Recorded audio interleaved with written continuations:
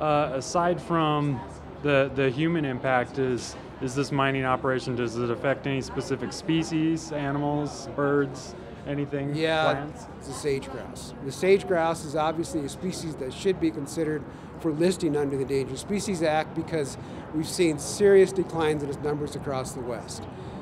And so in order to prevent the bird from being listed under the Endangered Species Act, the federal agencies, including the BLM, have come up with some plans to try to manage the bird, protect it in a way to keep it from getting listed, but to also keep it from seeing numbers reduced even more. We know for a fact that the state of Utah and the governor's office has injected themselves into this thing politically and trying to stop the bird from being listed or from being protected in a way that would stop the coal mine from going forward.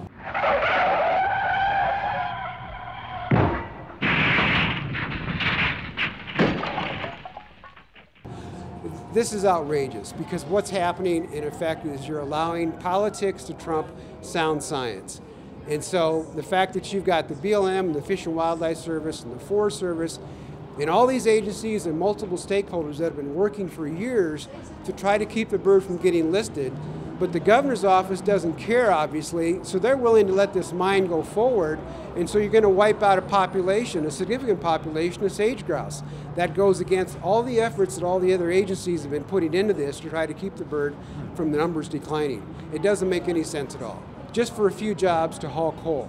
It doesn't make any sense. Is the plan for the mine a long-term plan, or I've read that it was a 3-year plan, or do you know? Actually, if they get the lease that they want, the mine is expected to operate over 25 years. Yeah.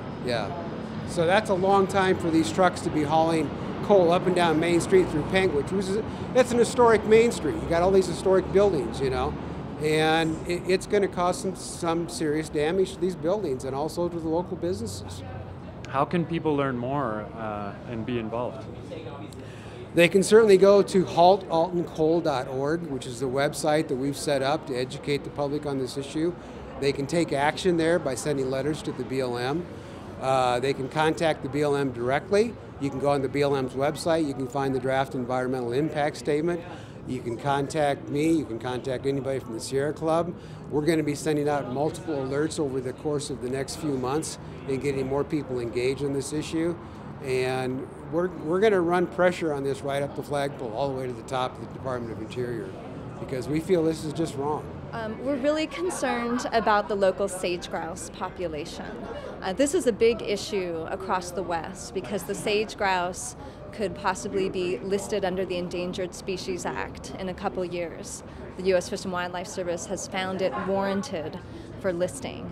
So any project like this that could impact existing sage-grouse populations, we look at very closely and we really scrutinize it. Among other things, this particular sage-grouse population near the town of Alton, which is where the coal mining would expand, is very significant. It is the lek there at Alton is the southernmost documented breeding ground of the greater sage-grouse on the planet, in the continent of North America. It's very significant. And is this lek or breeding ground, is it in the literal expansion area? Unfortunately, it is within the private land tract that has already been leased.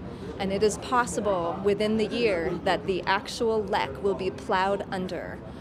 In addition to trying to stop the expansion of coal mine operations off the private land onto the adjacent public land, we're trying to keep this lek from being plowed under. So there's two things going on side by side that are threatening this population.